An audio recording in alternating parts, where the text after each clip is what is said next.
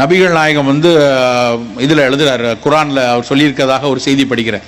மரணத்தை தவிர மற்ற அனைத்தையும் குணப்படுத்தக்கூடியது கருஞ்சீரகம். அரபுல எழுதியிருக்காங்க. ஏன்னா அந்த அந்த நாடுகள் அத்தனையிலையும் பல காலமாக பயன்படுத்திட்டு வர்றது.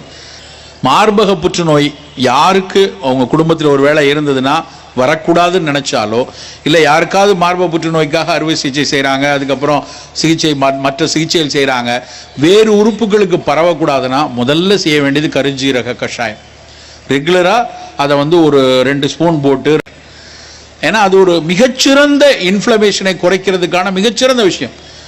கத்தாரில் அரபு நாடுகளில் போனால் வரவேற்கிறதுக்கு முதல்ல ஒரு டீ கொடுக்குறாங்க, கவா டீன்னு கொடுக்குறாங்க. அந்த கவா டீயில் கொடுத்து அந்த தேநீரில் அவங்க கருஞ்சீரகம் சேர்க்குறாங்க, பல மணமூட்டிகள் சேர்க்குறாங்க.